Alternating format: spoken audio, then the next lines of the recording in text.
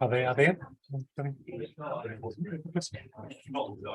Okay, welcome everyone to today's Friday seminar, which is the last of this term series. So we'll have a pause for a month and then kick off again in early May. I think the next one in early May is Emma Maris on rewilding souls and animal ethics, the philosophy of conservation. So that's I can't remember the exact date, but it's in early May, that one, and then we'll have a range after that as well.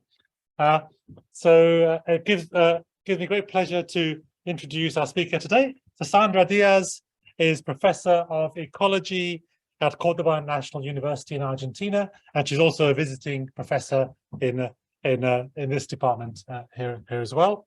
And on one side, she's an accomplished ecologist with a particular focus on plant functional traits and syndromes and their effects on ecosystem properties and their interactions on global change drivers. She founded the Nucleodiversis on Diversity and Sustainability and co-founded the Global Communal Plant Trait Initiative, TRI. But also, yeah, on the other side of Sandra, she's also very actively engaged in the shaping of biodiversity policy at an international level. And she co-chaired the global assessment of the Intergovernmental Panel on Biodiversity and Ecosystem Services, and coordinated the scientific contributions to the Convention of Biological Diversity, Global Biodiversity Framework, which is what she'll talk about today. And there's a whole range of accolades. I won't go through them all, but amongst the things she's a member of the Academies of Sciences of Argentina, the USA, France, Norway, Latin America, and the developing world. And she's a foreign member of the Royal Society and a member of the American Philosophical Society. And there's a whole range of awards. The most recent of which I was with her in Edinburgh a few days ago, and Nicola Sturgeon presented to her with the Royal Botanical Gardens of Edinburgh medal for this year as well. So it's a great pleasure to have you. Thank you for coming and joining us and sharing your insights. Over to you. Thank you. Can you hear me well at the back? Okay. It's always a great pleasure to be back in Oxford. And thank you, Jadvinder, for the very generous presentation, and to you and the whole of the Oxford Biodiversity Network for the invitation to this talk.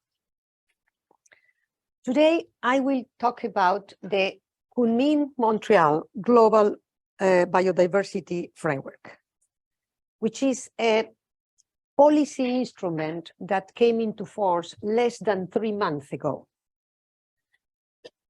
It was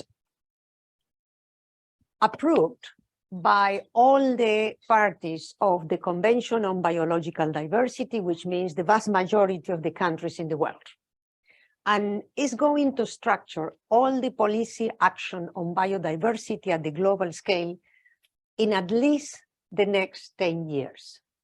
So it's bound to have massive influence on what gets done and doesn't get done about nature and people. Now, before I go any further, I thought you would be interested in knowing that I'm not a policy expert. I am an academic with strong interest in fundamental ecology, and I got involved in the biodiversity science policy interface almost reluctantly as a consequence of my leadership of the IPBES global assessment. IPBES is, of course, the Intergovernmental Platform on Biodiversity and Ecosystem Services. The global assessment, as some of you may know, is the first intergovernmental and most comprehensive ever stocktaking of nature, what it means to us, and what we have been doing with it and to it in the past 50 years, and with a projection to the next 30 or 50 years. Now, the global assessment was designed and timed to be the major scientific consensus input into the global biodiversity framework. What happens is that the Convention on Biological Diversity, or CBD, has this long-term vision of living in harmony with nature by 2050. And each decade, it produces a new reincarnation of the practical steps to actually get there. The previous incarnation was the Aichi Targets, which expired in 2020. And the new incarnation was going to be the Global Biodiversity Framework. So the role of IBES was to provide this framework with the scientific scaffolding, with the technical details, and with the teeth. Now, the process by which a scientifically led finding gets into the CBD process and ends up being or not being in an instrument that is enforced is complex and intricate. So what I am going to try now is to talk about the text itself of the Global Biodiversity Framework, but also a little bit of a testimony of the intricate process that takes to it. As I said, it is intricate, so I thought the timeline would help. As early as 2019, the CBD created something called the Open-Ended Working Group. And the role of the Open-Ended Working Group was to come up with a draft of the text of the Global Biodiversity Framework. They had to produce a zero draft that was offered to a very wide range of communities for feedback.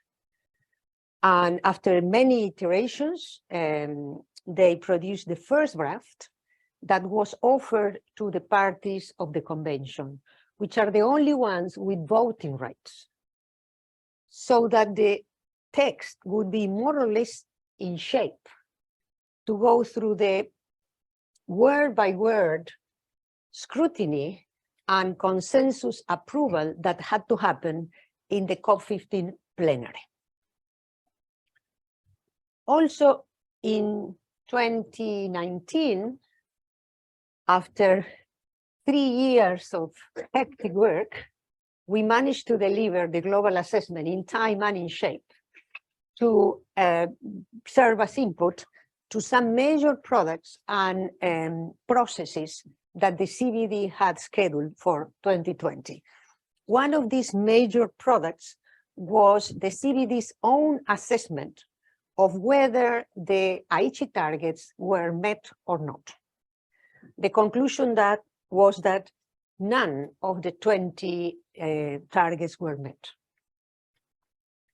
And there were a number of events that needed to happen in 2020, including COP15. But then, of course, COVID-19 pandemic happened, and the whole year of biodiversity went to hell. Now, with all its tragic consequences, this gave extra time to the scientific community to keep producing advice to the Global Biodiversity Framework. This was, for example, a paper I led, but there are many others, all really targeted to provide useful input directly to the GBF.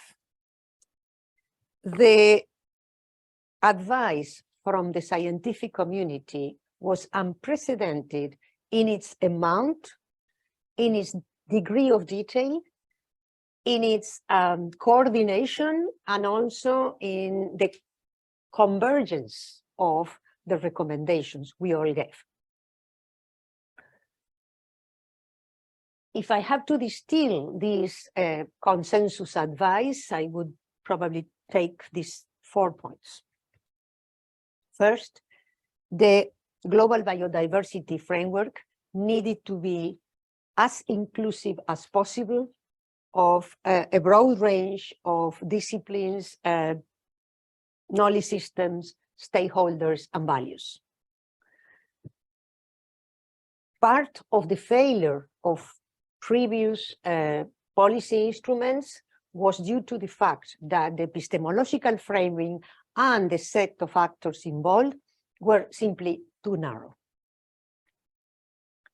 In this sense, IBES contributed a highly inclusive conceptual framework, embracing different disciplines, knowledge systems, stakeholders, and with an unprecedented participation of indigenous peoples and local communities, interests, perspectives, and knowledge.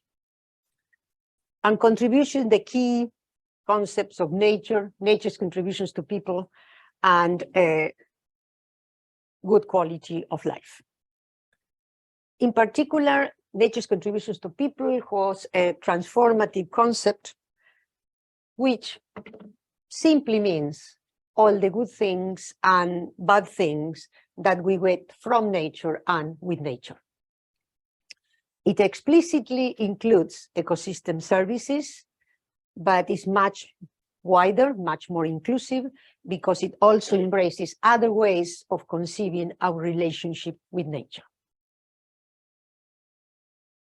Another consensus recommendation to the GBF was the need to embrace the multidimensionality of biodiversity. So thinking not only of the facet of ecosystems, but also species, genetic diversity, populations, and not just wild diversity, domesticated diversity as well. Now, why this recommendation?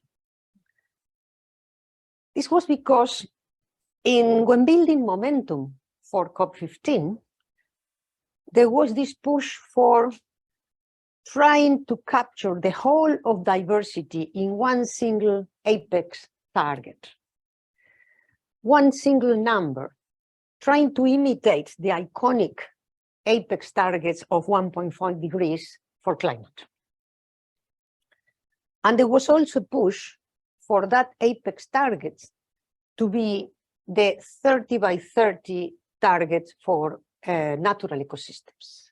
To use this 30 by 30 target as the sole target encapsulating the whole of biodiversity.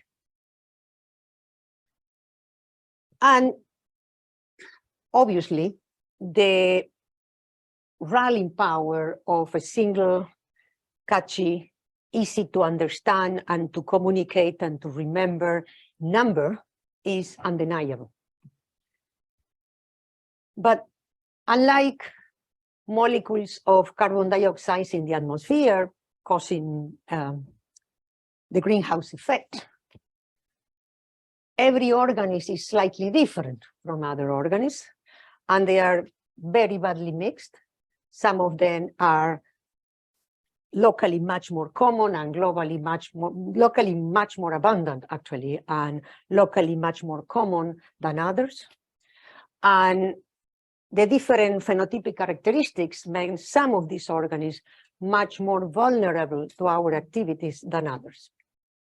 So all this multidimensionality of biodiversity make it not very amenable to the simple single targets that capture the public imagination. So we advise against it.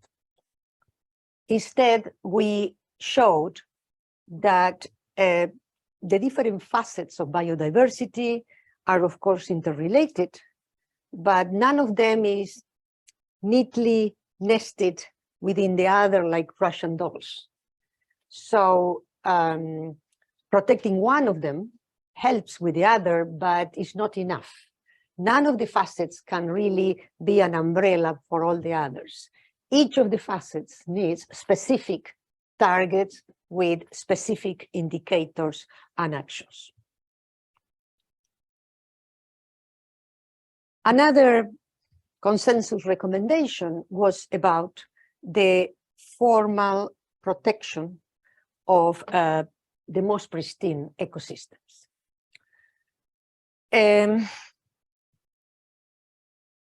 If one of the Aichi targets was close to being achieved, was the one about the 70% of the land area under formal protection. And yet biodiversity kept going down. So obviously the area under formal protection is not the only consideration. Things like where it is located, how it's governed, and how it's monitored, and to what degree the rights of indigenous peoples and local dwellers are respected are all critical factors. And even when all this is respected, and no matter how much effort one does, pristine ecosystems are always going to be a minority of the land area. The vast majority of the earth is always going to be working landscapes and cities and towns. So looking after nature and nature's contributions to people in human landscapes is also very important for a number of reasons. There is, of course, the fact that these bits of wild nature interspersed with farms and interspersed with cities and towns are often composed by not terribly endangered and not terribly endemic or unique species, but they are very useful as stepping stones or corridors between areas of higher conservation value. But on top of that, many nature's contributions to people are delivered only in proximity. So the microclimate regulation benefits, the water and air filtering benefits, the pollination benefits, the multiple physical and psychological health benefits, of which Kathy Willis gave such a wonderful talk recently. All of these benefits are only materialized if the bit that provides them is within or very close to the places where people live and work every day, even if these bits of nature are not particularly endangered or unique. And another important thing is that this is the kind of landscapes in which most people get in touch with the rest of the living and learns to appreciate them and care for them. Not everybody has the luxury of going to some fancy remote national park to admire nature and learn to love it. Most people need bits of nature, however humble, on their doorsteps. And increasingly, people around the world are claiming the right to have them. Another consensus recommendation to the GBF was that the targets needed to be bold, quantitative, time-bound, and associated with precise but feasible indicators. And finally, and perhaps most crucially, the GBF needed to seek transformative change. So action has to happen at the level of nature protection, yes, but also needs to tackle the direct drivers or immediate causes of nature's decline. And most crucially, we need to deal with the root causes, the indirect drivers of nature decline, which are all social and economic and political in nature. I'm talking here basically of the ways we consume and trade and allocate cost and benefits and allocate safeguards, incentives, subsidies, carrots and sticks. Okay, the first draft of the GBF 2021 have incorporated most, if not all, of these considerations. Never before the scientific community got our act together to such a degree. Never before the CBD listened to the scientific advice so carefully. So we were all very excited about this draft. So in the timeline, we are here at the point of the first draft. But then the square brackets started to encroach. Now, square brackets in the policy world indicate bits of text that are not yet agreed by the parties. And as the country started to go in detail through the text of the GBF, these brackets started to proliferate, and they form a thicket so thick that it smothered the whole text to the point of becoming unreadable. This is an example, right? This paragraph is not the worst. So you have an idea of what I mean, smothered by square brackets.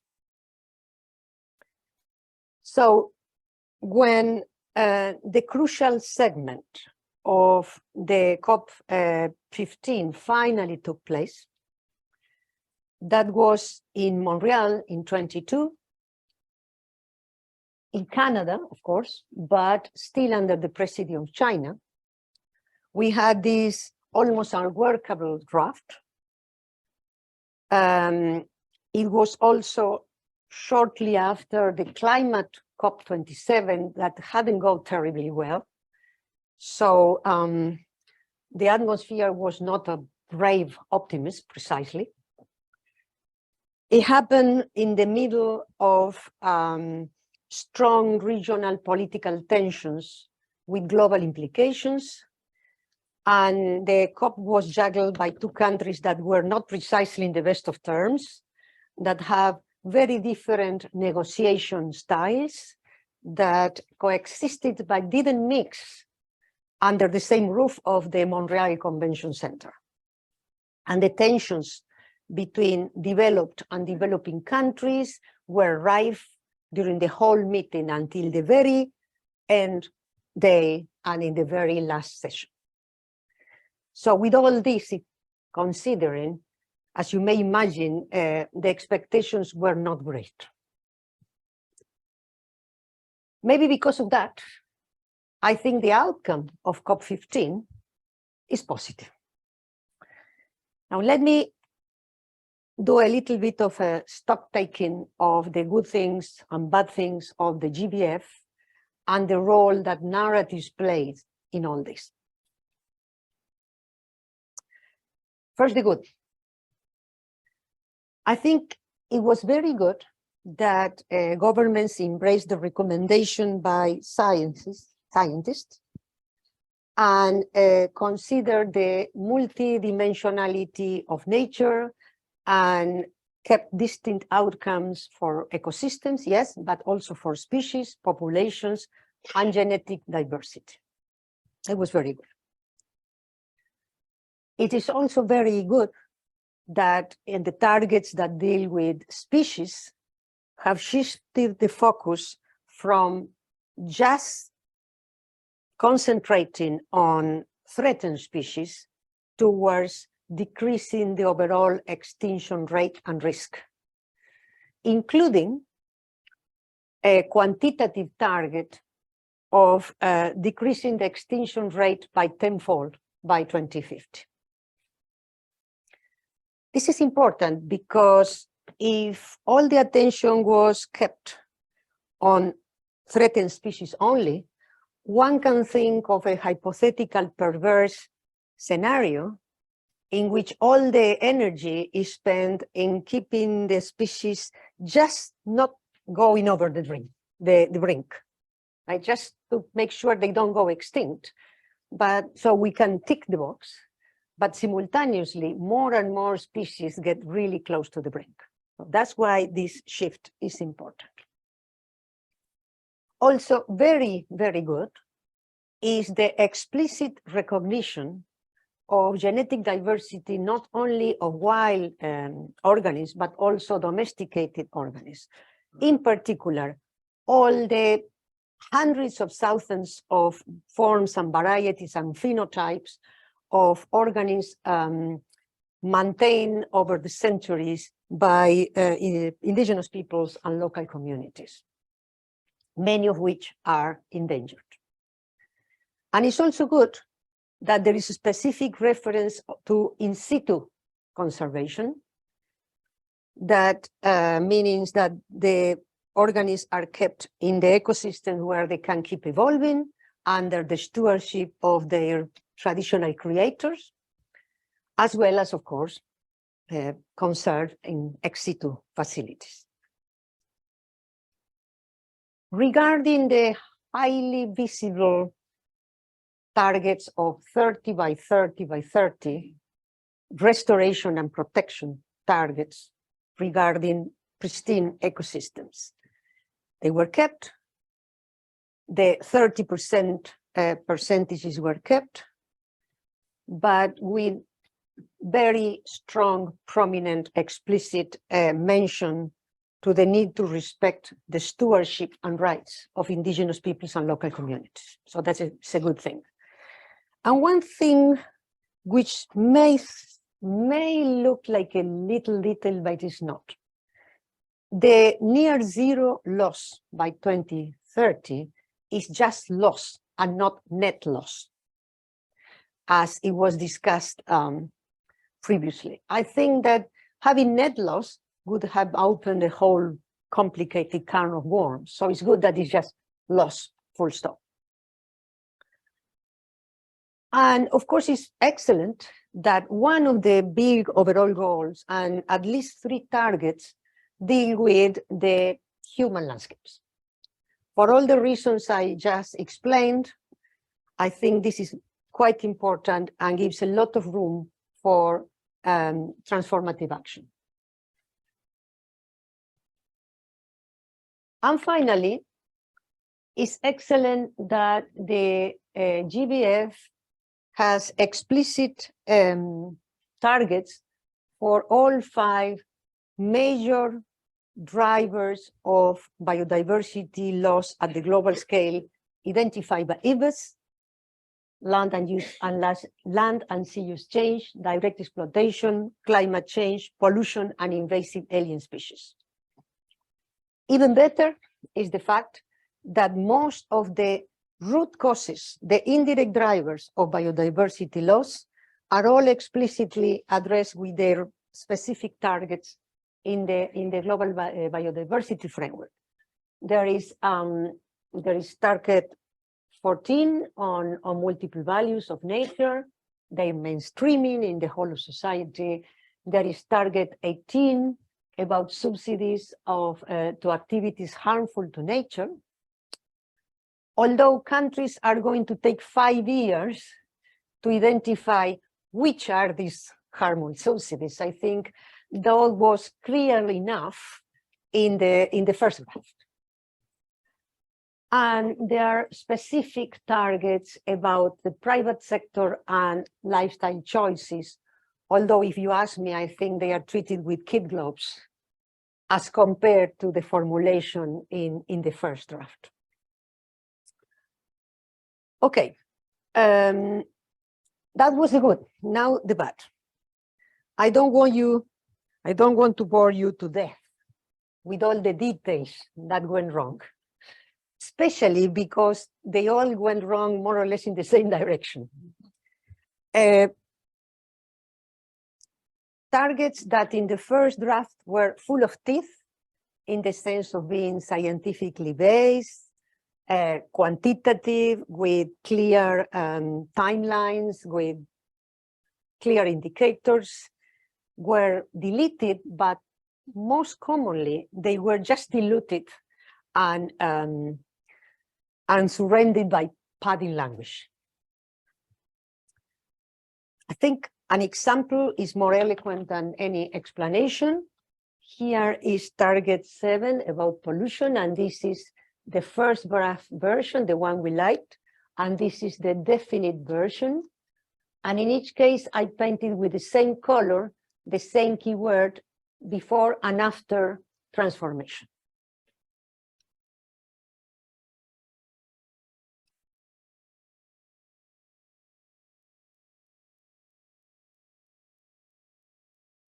Maybe now you can understand better what I mean when I say a target made toothless by dilution and by insertion of padding language. And these are the vast majority of the quantitative targets that survived in the Global Biodiversity Framework. You can see very few.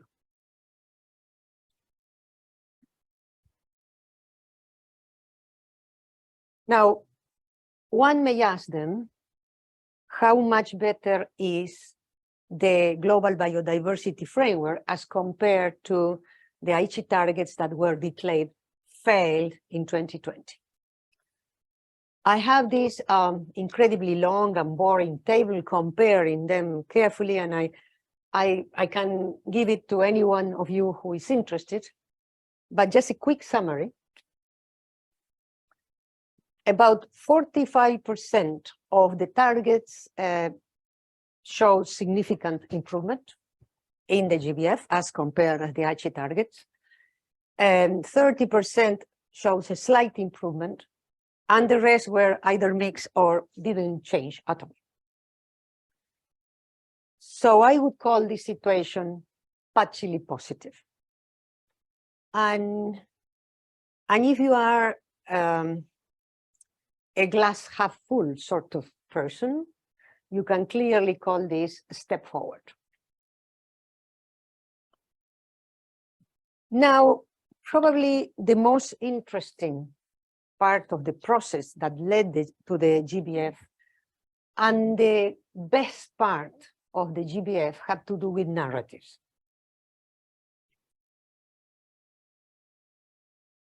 The GBF embraced the inclusive conceptual framework of IBES with nature's contributions to people and good quality of life. As I explained, this was the result of a very long and very participatory co-construction, therefore was really much more inclusive than any previous instrument before.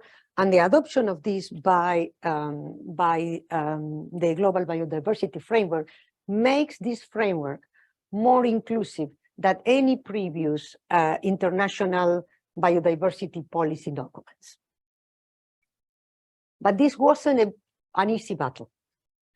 Right from the beginning of the open-ended group all the way to the last days of COP15, there were repeated attempts to revert back to narrower categories without giving any scientific explanation. A similar example of narratives playing in the construction of the Global Biodiversity Framework is NatureBased Solution. NatureBased Solution survived COP15 narrowly, but it did. And I think this survival was to a great proportion thanks to the excellent work by nature-based solution advocates such as Cécile Girardin and Nat Seddon and many other colleagues. They did an excellent work in explaining in their papers and in also public presentations what it is that MBS are and what MBS are not. And that helped dispelling a lot of fear and distrust by a number of social actors, which, by the way, were different from the social actors that resisted the IBES conceptual framework. In this case, the main resistance came from the indigenous peoples' organizations. But in the end, both of these potentially transformative new concepts are enshrined in the Global Biodiversity Framework, which I think is very good.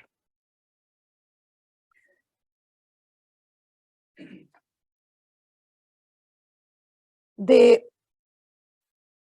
GBF also has, as I said, an unprecedented prominence of human rights, which is new in international environmental policy instruments. They fully recognize human rights such as, to a large degree, gender rights, also the rights of vulnerable minorities, and the human rights and the rights to land and to customary use by indigenous peoples. This means that the game now is not only about biology, is not only about economics. It is, of course, about trade-offs and efficiency curves, but now increasingly is also about red lines, safeguards, and it's about legislation. The narrative has changed dramatically. It's a completely different game. You may argue whether it's good or bad, but it's a completely different one. So again, an example of the battle of narratives in the context of the construction of the Global Biodiversity Framework. But of course, metaphors alone, narratives alone, don't change the world. But as a natural scientist, working with social scientists and other stakeholders, I learned not to underestimate, the importance of narratives and metaphors and storylines and their use. This is because, depending on your metaphors, you shed light or cast shade on different aspects of reality, which lead to different actions. And the metaphors not only anchor the mind, they also anchor the heart, and many, many actions on environmental policy and other things are not only the result of careful, rational, and quantitative analysis, come from the guts and the hearts of the people involved. So, the Global Biodiversity Framework is, it falls far short from the massive quantum leap we needed for ensuring a better future for all life on Earth using the narrative of the COP15. It's not transformative enough. It's a step in the right direction, but it's an incremental step. But considering how things look like in the past 2 years and in the past 2 months, actually, I would say this is a precious step. It's like the first mile in an expedition to Mount Everest with a very broad but basically correct map in one's hand. It's much better than just sitting and moaning at the train station. It's much better than a step in the wrong direction with the wrong map. But one has to be aware of what it is that is ahead. So wrapping up, as I just said, the Global Biodiversity Framework is mostly incremental, doesn't ensure transformative change, and gives a lot of wiggle room for those that pretend to change but want to keep doing the same. But at the same time, it's all what we have, really, and it's all we are going to have in the next at least 10 years.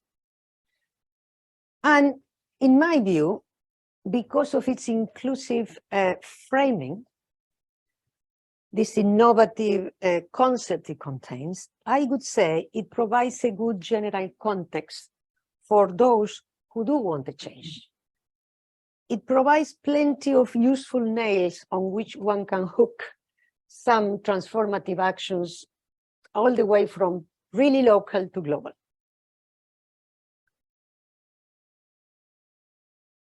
Now, whether this is going to be yet another failure or is going to be an instrument for true change will ultimately depend on the quality of the implementation. The framework is just a framework.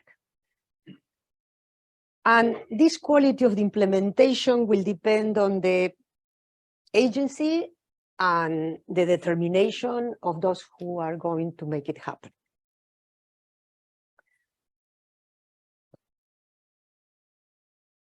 In this sense, I think that the next couple of miles on the route to Mount Everest is the implementation phase, which has already started. And is going to need massive wisdom, massive knowledge, and massive generosity and energy, which I hope many of you will be happy to provide. Thank you very much.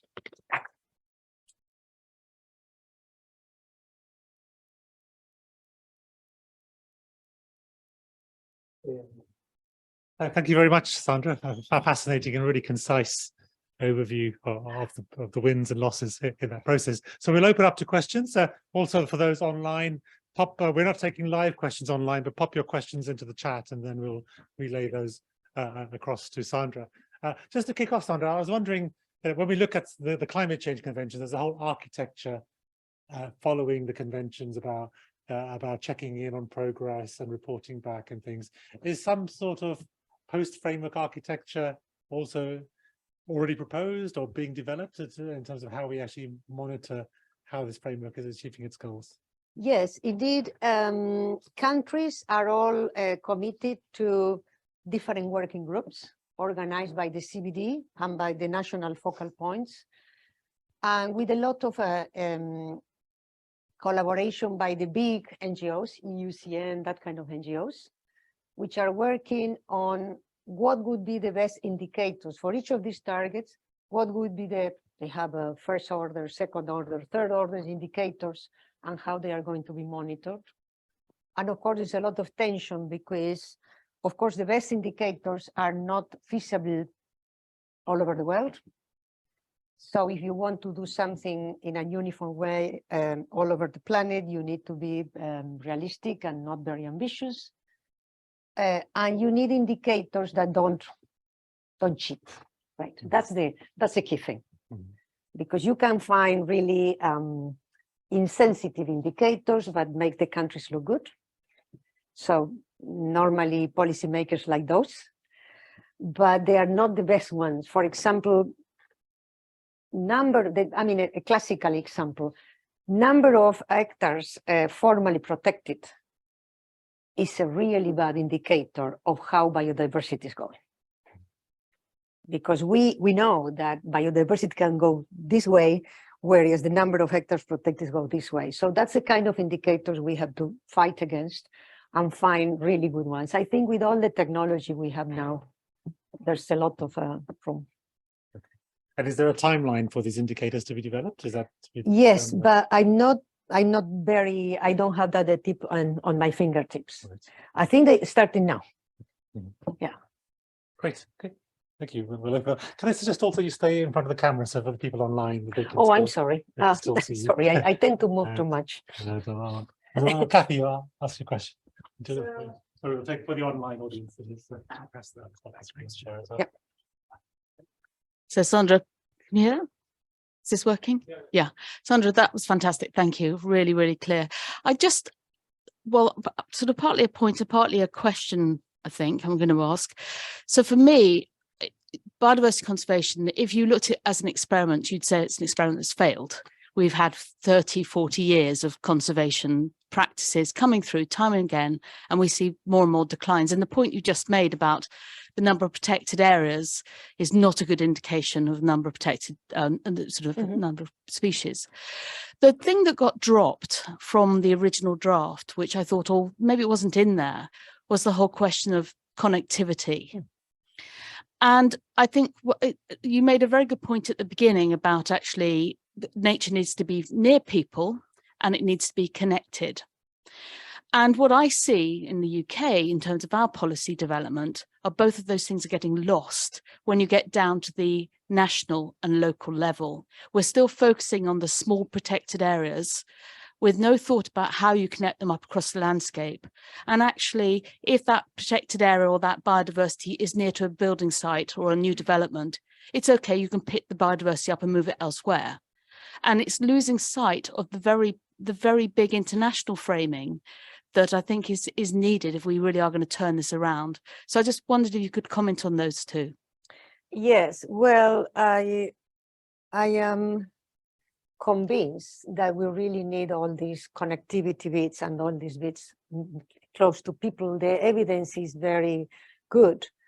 There's also evidence that the agricultural losses for keeping these bits of nature in the landscapes are either very small or their benefits. There is a great work by Lucas Garibaldi, for example, proving that up to 20% of the surface of agricultural land devoted to just wild, weedy bits of nature, it's actually neutral or is a benefit for agriculture because of the natural enemies and pollinators. So that's part of the detail we had in the first draft. Yeah.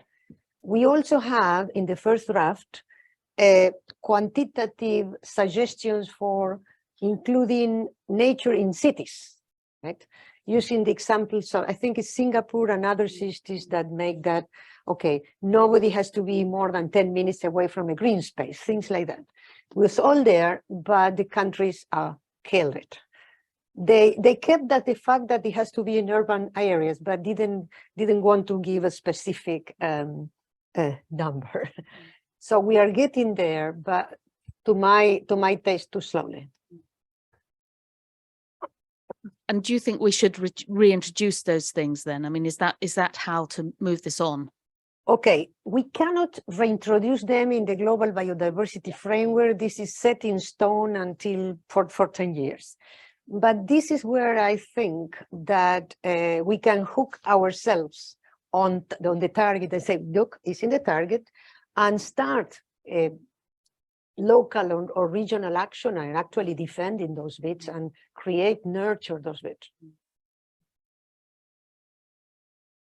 I'll alternate between online and offline. So one from online from Junchen Kao.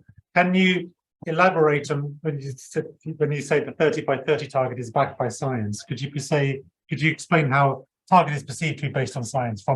It says from their personal research, I think they read that this is just a milestone to protect half the Earth's terrestrial and marine species. I don't remember having said explicitly that was a target strongly, that the 30% and not 50 or not 20 was strongly backed up by science. I mean, it was debatable. If you remember when Half Earth was proposed, it was highly debatable, but it was there. Everybody agrees that trying to protect the last sort of pristine ecosystems is a good thing. So that was, in a way, recommended. But our advice was, okay, consider very strongly that you need to know where they are located. Otherwise, the extra benefit is not going to be very good. I mean, if you create a bunch of new protected areas in land which is the low-hanging fruit, so to speak, it's all this area nobody wants, it's not going to be developed anyway. So let's make a protected area. The biodiversity benefits are not as good as if you put it in a place which is really in danger of being destroyed. So that's one thing. And of course, as I said, the consideration of connectivity between the areas and the strong consideration of rights. I don't think today you can just declare a protected area without consulting people. Thank you. And Audrey?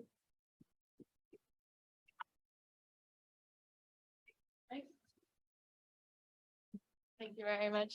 Thank you so much for your talk. My question is, what do you think the focus and priorities should be for academics and perhaps the University of Oxford in the lead up to COP16? What should we kind of be working for the next biodiversity COP? Oh, I wouldn't dare saying what would be the priorities for the University of Oxford, really. Okay. In the GBF itself, there's a lot of exploration of how to do things better.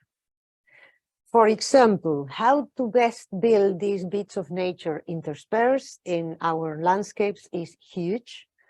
Another topic in which a bunch of us is working is to say, okay, if we cannot possibly save every species on Earth, I know this is extremely controversial, but if all the scenarios show that there's no way we are going to save all, maybe we can manage to save all the mammals and all the birds, right? Maybe, but definitely not, not all these obscure critters that crawl around the world, right? So if there's no hope of saving all of them, should we identify critical priorities that absolutely have to be saved or not? So that's another very controversial, scientifically really interesting question. Critical species, critical ecosystems, critical functional groups that need to be saved. So that's to me a priority. Another one is all this mainstreaming, all really incorporating nature in everything we do. It's easy to say, but when you go to the practicalities, it's actually really, really tough. So I can see that transdisciplinary groups should have to work on that and work out the best practical solution. So if people are really convinced but want a workable everyday life, what they should be doing. I'll take another one from online from Connie McDermott. It says, can you say a few words about how indigenous and local knowledge were integrated into the Global Biodiversity Framework, and to what role these other forms of knowledge might play in assessing progress towards quantitative targets? Right. Thank you. We did it in a number of ways.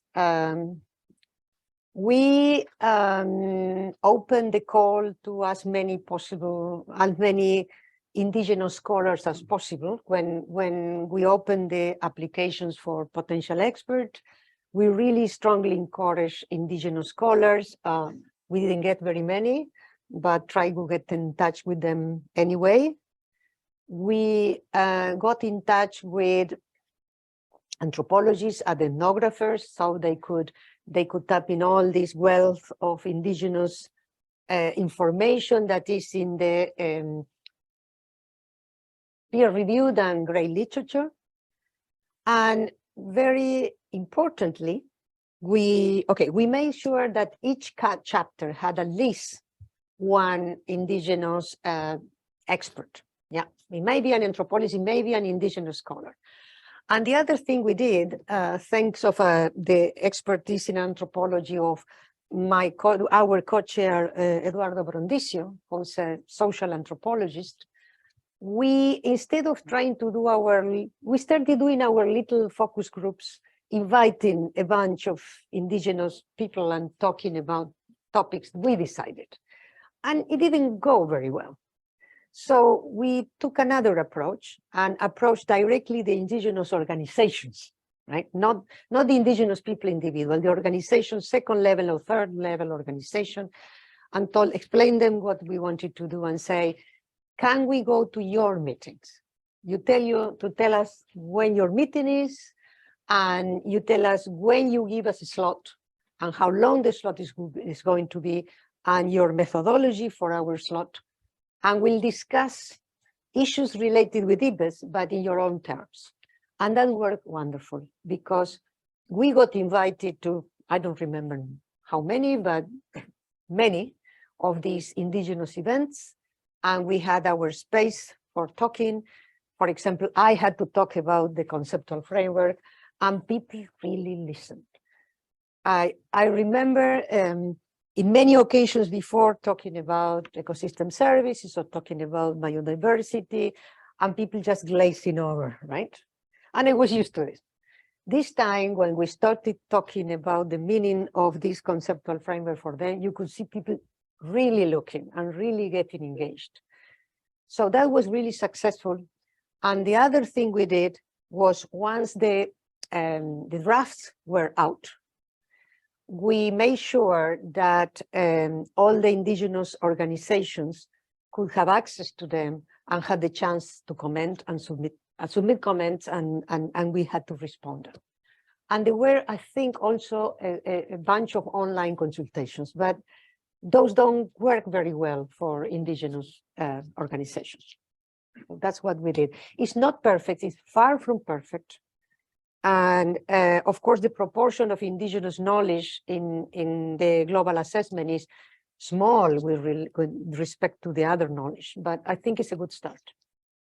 I think the second part of Connie's question was also around how these other forms of knowledge could feed into the targets that are very quantitative. Right. Right. Okay, we had in Kathy's chapter, we had all these indicators of, I think it was essential biodiversity variables that were going up and down. There was a bunch of a compilation of a large number of indigenous indicators of the state and trends of nature. And I think that kind of indicators that are decided by the communities can also be used. And I understand there is a whole task force looking after them, trying to develop them in IBES even further and making sure that they are recorded, they are not quantitative, and they are place-based. That's the problem. They cannot be aggregated at the global level, but they're there. So we'll take a couple more from the audience here. At the back there. I will probably not hear what she says. You have to speak loudly as well. Yeah, sure. Thank you so much for your talk. Yeah, I just had two sub-questions under the OACM concept because it's been the talk of the town. Can you throw some light on how OACMs are recognized as, private landscapes versus more IPLCs in recognition? Because there are different definitions to us, like private parks being recognized as OACMs versus IPLCs. And my second sub-question would be, what is your opinion on how OACMs can be a best bet outside of PAs to reach the Aichi targets? So it's around, the question was around, I'll just repeat it here, OECMs and how they, could you say again the first question? Yeah, so I don't think this is working. That's for the online. Oh, okay. So basically how they are being recognized, OACMs. How are OECMs being recognized? OECMs. Yeah, Yes. because Could you elaborate on OECMs? yeah, in the Indian context, I think most of the OACMs that are recognized are private parks versus indigenous IPLCs. So their private lands mostly private lands are being recognized as OECMs in several places over IPLCs as OECMs. So OECM. OECM. Yes. it's other effective. Oh, yes. Right. Yes. What role they're playing, and so in the Indian context is private parks that are getting recognized in this context as well. I'm not sure I get to the heart of what you asking. Other area-based protected areas are explicitly recognized in the target that is about protected areas. I think the best of my understanding, but I'm not 100% sure, when they say 30% of the land area or protected, it includes OECMs. So it includes public and private and common collective property areas. That's my understanding. Okay, thank you. And is that our best bet outside protected areas for reaching the Aichi targets? Is that our best bet outside protected areas for reaching targets? I would say that the other area-based protected areas are part of the protected areas. And private protected areas, indigenous protected areas are part of the protected areas target rather than human landscapes. I don't know whether I. Okay, okay, we can talk. And, yeah. One more over here.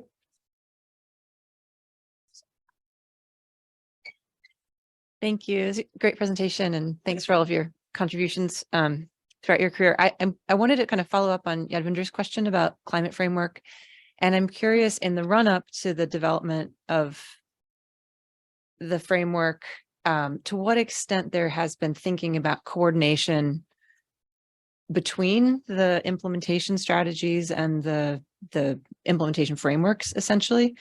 And I ask for two reasons. One is because I think, you know, there are obviously lots of synergistic, but also some antagonistic strategies and practices between climate and biodiversity. But also it seems like the public and policy motivation around biodiversity has actually declined in the last, I don't know, throughout my career. I hope I'm wrong. I want to be wrong, but it feels as though it's actually less at the front of people's minds and motivations. Biodiversity. Less than climate.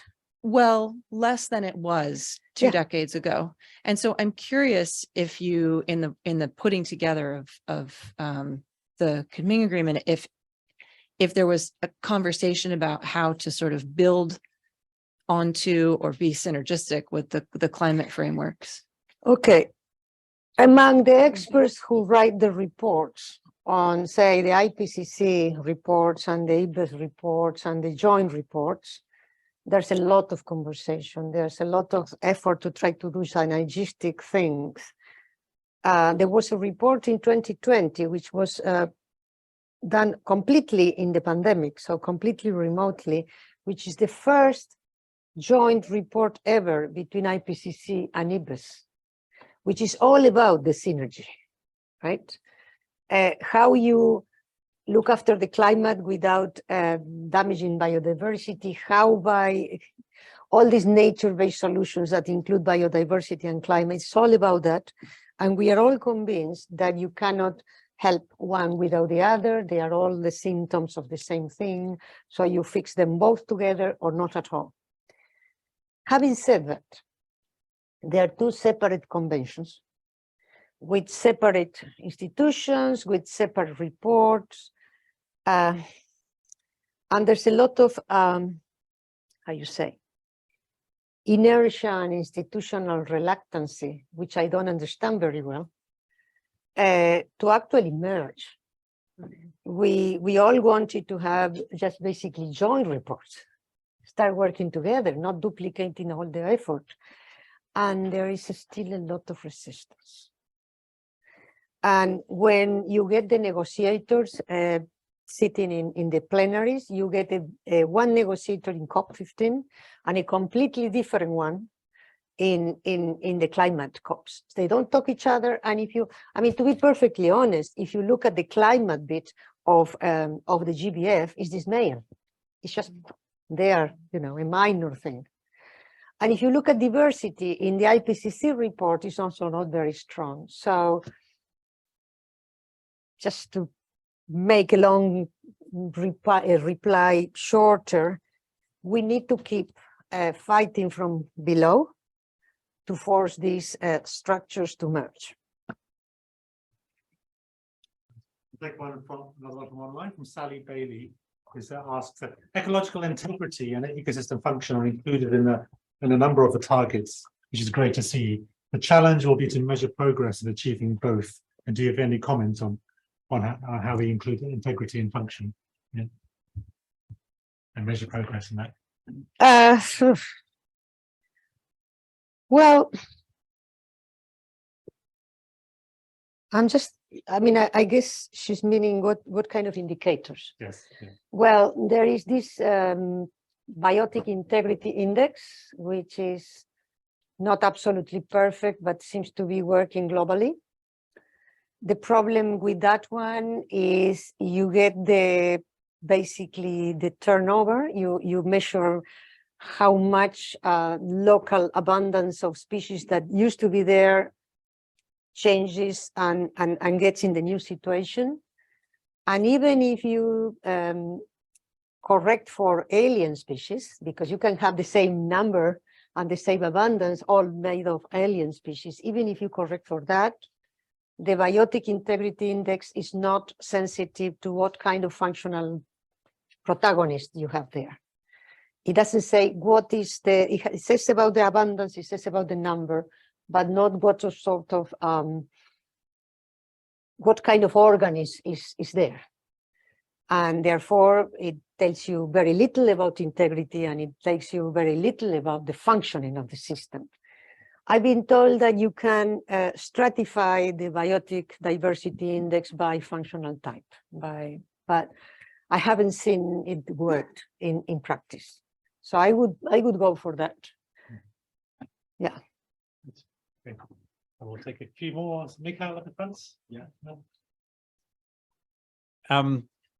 I remember there was a workshop in Cambridge where the idea was we need to think up the apex target. And at that meeting, Lockie Harvey was first pushing for his 30-30. And everyone in the room was absolutely convinced this guy is to be ignored. You know, this was such a bad idea. And yet he actually made it then. He convinced so many countries who all fulfilled the criteria already today, formed a coalition, and then it actually became, this is my explanation, and then it became actually a political reality on a global level. And you said in your talk, you know, the one apex target you rejected because it's too simple in a way. However, you know, when we talk about climate targets, it's 1.5, but it's now everyone talks about net zero. And wouldn't have been a formulation like this more beneficial than the one now that everyone is looking at, is the 30%. So couldn't we have been a little smarter on this? It depends on what you mean by smart. What would be your apex targets? If you had to design the apex targets, the equivalent of 1.5, what would have you? This was my follow-up question I wanted to ask you. But, but you said you wouldn't have been smart. No, so. for me, it's actually net positive. And net positive, well, here you need to have a number of indicators, very much with in line with your paper, you know, where you look at genetic all the way to ecosystem. And then the beauty of that one would have been that you can also give this to companies, for example, as a performance indicator. So it's not only, and it would also attack the drivers, because you can only achieve net positive if you really work on the driver's side. Okay, what would be net positive mean? What you would have to measure to say whether you are going net positive or net negative? This would be, well, in implementation terms, very similar to what the European Union is currently doing on the taxonomy, where you actually have a lot of activities and you rank them and you actually say this is green, red, or even on a continuous scale. Huh? So that this would have been, you know, that's additional work you have to go through, but certainly technically possible. I mean, one thing is having a rallying cry to say nature positive, which means all the indicators have to go up, or at least not go down. Yeah, but it's a rallying cry, it's an aspiration, it's not a number, right? I don't have a problem with that. I don't have a problem just going, you know, to the street with positive. But the problem we had is with one number. Yeah, 1.5 degrees is a number, right? So if you are going to have a number for biodiversity, which number would it be? 30% of the planet protected? Okay, it will do something for it, but it doesn't mean you are going to save nature's and its contributions to people in the other 70%. You are not going to save any of the domestic genetic diversity with this 30% of intact ecosystems. You don't necessarily are going to look after all the threatened species. So one number in one, or for example, imagine the target, there was this point in which the apex target could be reduce the extinction rate by, I don't know, tenfold or something. So using species as the apex targets, but then again, it doesn't really encapsulate anything. So because of its biodiversity is diverse, you would need a bunch of apex targets. That's why it doesn't work. And I think, to be honest, I think that the force of the apex targets like 1.5 and everything have a lot to do with the communication and lobbying capacity rather than with the science behind them. I'm not saying it doesn't have the science, but they get so far because of extremely good lobbying and communication skill. My opinion, anyway. We'll take a couple more, just two more, I think we'll finish in the middle there. Speak loudly.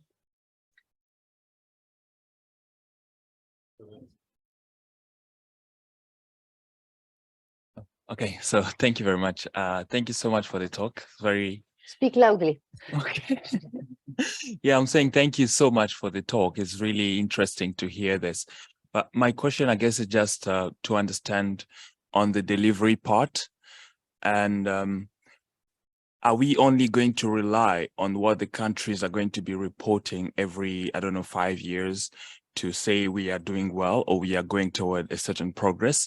Or we actually thought about a system of monitoring on a yearly basis that could be somehow independent and could actually inform if we are making a progress or if we are stagnating?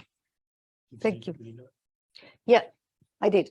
I think that how often we monitor is being discussed as we speak. Of course, the countries, the obligation of the countries is every, I don't remember how many years, but I would say probably twice in the next 10 years, they have all these, what is called national communications, which is a country report in which the country says, it's like a tick box system in which the country says whether the different targets have been achieved or not, whether it's progress, not progress, whatever. I think that is going to happen, but to me, it's highly unsatisfactory. I think we do need to find monitoring systems that are monitored every year. We don't want to come to the situation in which year 9, we discovered we haven't done enough, right? Like happened with the Aichi Targets. It was a death foretold. We all knew that they were all going to fail, but we didn't declare officially failed until the Aichi Targets expired. So we don't want that. But to be very honest, the detailed monitoring will not depend only on the will of the countries. I think that the community, whatever the community is, academics, the universities, the big NGOs, the small NGOs are the ones who have to watch and not let policymakers get away with not doing a good job. Thank you.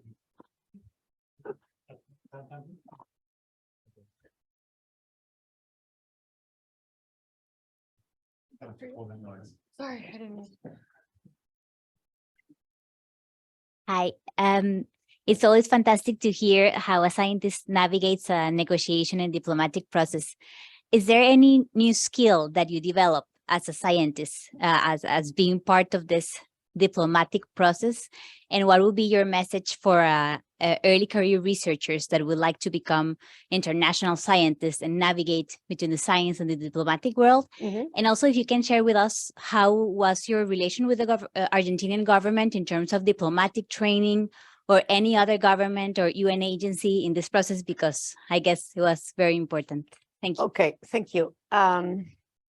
Okay, my role was absolutely as an expert. In order to be having a voice, not a voice, having a say in plenary, raising your hand whenever you want and having a say, and in order to vote, you had to be an official country representative.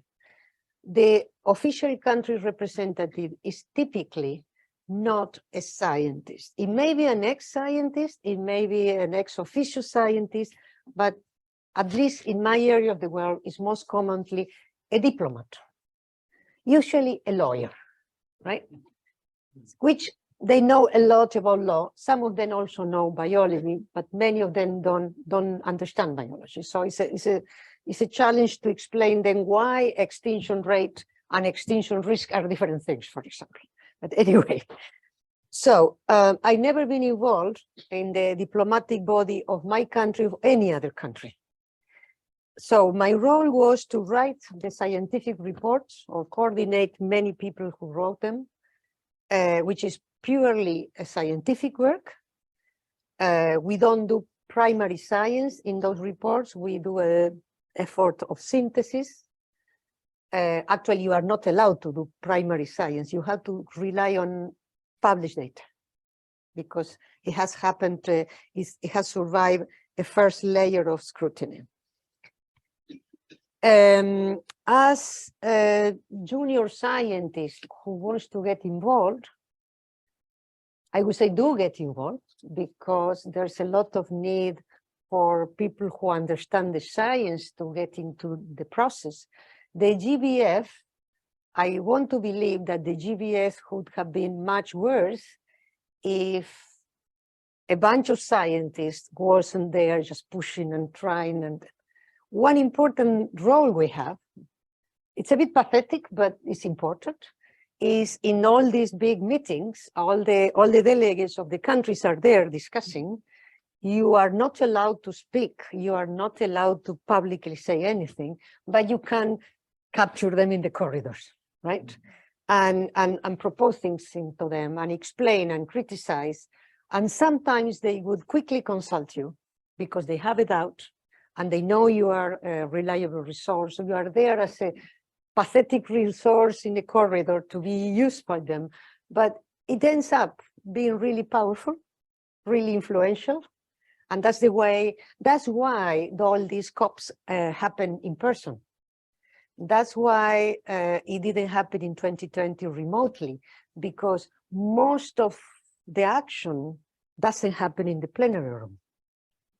So my advice would be, yes, it's good to involve from time to time.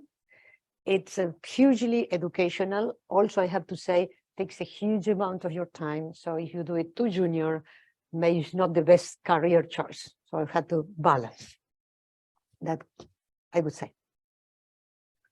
I think that's a lovely question to finish on. And I think just personally, your leadership and inspiration in driving through the science all the way through the IPBES framework and then on to the CBD has been an exemplary, I think, and a role model to many people, whether early career or late career, in terms of that engagement between science and global policy. So thank you for your leadership there. Thank you for your presentation today.